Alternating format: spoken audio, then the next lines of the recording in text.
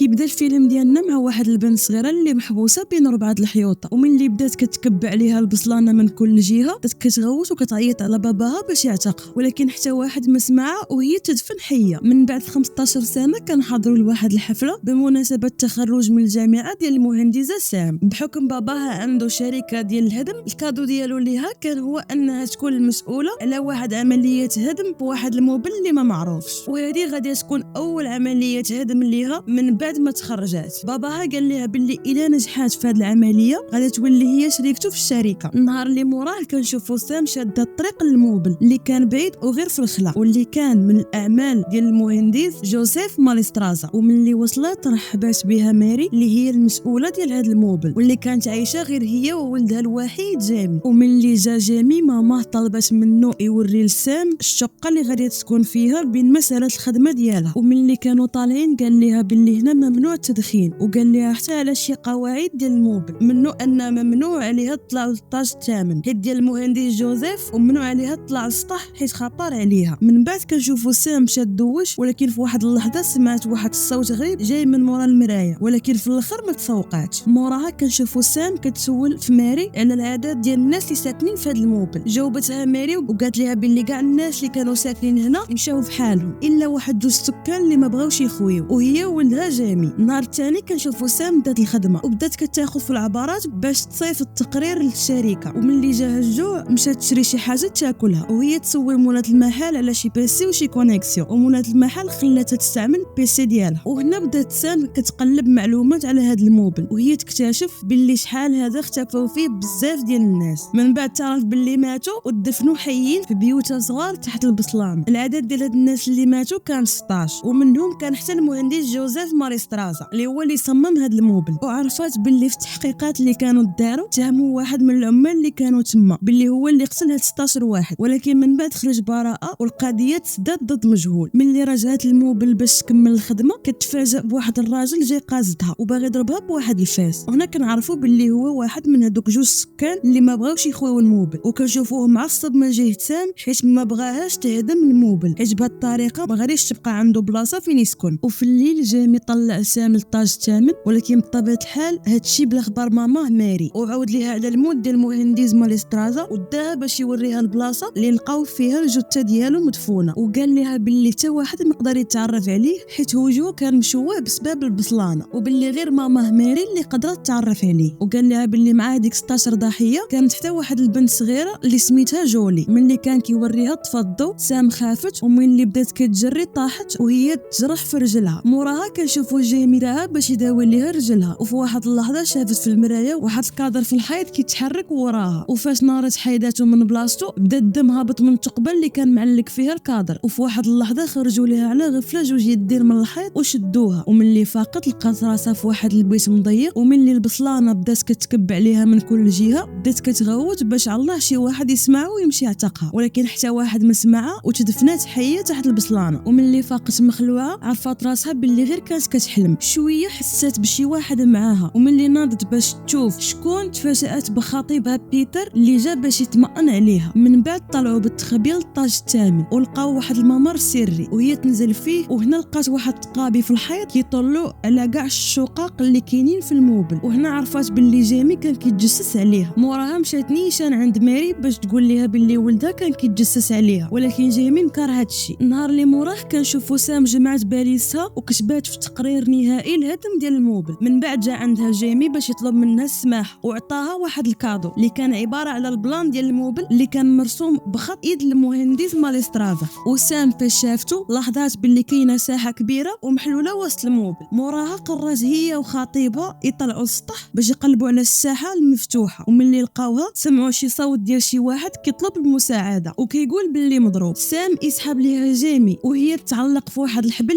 اللي كان شاد في السقف، وطلبات من بيتر يشد بها الحبل، ولكن واحد سام ضرب بيتر وهو يموت. سام بقات غير كتغوت وبكثره الصدمه طاحت في الارض وهي تفقد الوعي. ومن اللي فاقت لقات شي واحد معاها تما وتصدمت من اللي عرفته هو المهندس جوزيف ماليسترازا، وباللي كاع ما مات، وباللي طول هاد الفتره كامله كان محبوس غير تما. من بعد كنشوفوا جيمي لاح ليها ورقه من الفوق اللي قال ليها فيها باللي ما غاديش يخليها تمشي، وباللي لما نفذاش اوامره غادي يخليها تما حتى تموت. موراها سد عليهم وسام بدات كتغوت وكتطلب فيه، ولكن هو كاع ما تسوق ليها وخلاها. ومن تما مشى مباشره هز تقرير الهدم وصيفطو لباباها في البريد، وموراها مشى تخلص من طوموبيلتها في البحيره باش تبان باللي مسافره مع خطيبها. كنرجعوا عند سام اللي كنشوفوها جالسه وخايفه وهي تسول جوزيف على بيتر، ولكن هو تفادى الجواب وقال لها باللي الا ما داروش هذاك الشيء اللي كيطلب منهم جيمي غيموتوا بجوج. واحد اللحظه حال عليهم جيمي وامرهم يشطحوا، وهذا الشيء اللي كان. وموراها هبط لهم واحد السله اللي فيها كانت الماكله وواحد الجهاز باش يهضر معاها، وهي تهزو وبدات كتطلب فيه، ولكن كالعاده مشى وخلاها. وهاد المره خلى السقف محلول، ولكن من بعد شويه ملي بدات كتصوب الشتا وبانت لسام واحد الايد ديال واحد الجثه بقات غير كتغوت وكتبكي. ومن بعد ملي تهدنات مشات جلسات حدا جوزيف، وهاد الاخير قال لها باللي سنين هو محبوس في هاد البلاصه بسبب ماري حيت انتقمت منه حيت قتل ليها راجلها وستات عليه هنا وحيدات ليه خاتمه وركبته لواحد الجثه مشوهه باش هكا البوليس يسحب ليهم جوزيف اللي مات. وقال لها باللي خايف على مصيرها اللي يكون بحال ديالو. سام بدات كتفكر وهي تشتشي العباد دارتو في الحيط وبدات كتغوت فيهم حتى سمعوها جيمي وميري اللي تصدمات ملي عرفات سام هي اللي محبوسه، وهي تبدا كتدفع في ولدها وقالت ليه باللي هادشي اللي دار يقدر يدخلهم للحبس. موراها كنشوفو سام كطلب في جيمي وهو وعدها باللي غادي يخرجها من تما، ولكن سمعاتو ماما وهي تقول ليه باللي هادشي عمره ما غيكون حيت سام تقدر تبلغ بيهم، وهو يقول لها باللي عندها الحق. سام ملي سمعت هادشي تعصبات وهي تهرس الجهاز، وعلى غفله جا جوزيف وهو يضربها لراسها حتى فقدات الوعي. من بعد شويه ملي فاقت لقات ايديها مربوطين وجوزيف كان كيحفر في واحد الحفره وكيقول لها باللي السبب في الخلود ديال المعابد والمباني هي دفن الناس حيين فيهم، وباللي هو فايت لي يدفن 15 واحد في هذا الموبل وباقي لي غير واحد باش يكمل العدد اللي بغاو اللي هو 16، وبهذا الشيء حتى واحد ما يقدر يهدم هذا الموبل. وقال لها باللي كاين شي انابيب اللي غيدوزوا البصلانه في الحفره اللي غتدفن فيها. في نفس الوقت كنشوف بابا سام جا وبدا كيسول على بنته وهي جوبو ماري وقالت ليه باللي مشات مع بيتر وكاع ما بقاو رجعوا. كنرجعوا عند سام وكنشوفوها قادره تحل ايديها ومشات هزات حديده وقصتات بها جوزيف، وهذا الاخير طلب منها تقتله، وملي هي ما بغاتش هددها وقال لها باللي الا ما قتلتوش هي غادي يقتلها هو. هنايا سام خافت وهي تقتله. وفي نفس هاد الوقيته كنشوفوا جيمي وميري خرجوا من الموبل حيت وصل وقت الهدم ديالو، وكنشوفوا العمال واقفين قدام الموبل وموجدين كل شيء حيت بقات ليه غير 3 دقائق الهدم ديالو. كنرجعوا عند سام وكنشوفوها جالسه في بلاصتها ومستسلمه لمصيرها. واحد اللحظه جيمي قرر يعتقها ومشى كيجري جهه الموبل، وملي بابا سام سمعو كيعيط على سام عطى الامر باش يوقفوا الخدمه وكلشي مشى كيجري جهه الموبل الا ميري اللي بقات غير كتبكي. ملي وصلوا للبلاصه اللي كانت فيها سام لقاو نص الجسم ديالها مغطيه البصلانه، وهنا بابا طلب منهم يعيطوا على الاسعافات، اما جيمير ما راس وحدها هو يموت. من بعد جاو الاسعافات وقدروا يعتقوا سام، اما ميري تشدات بتهمه الاختطاف والحجز ديال جوزيف.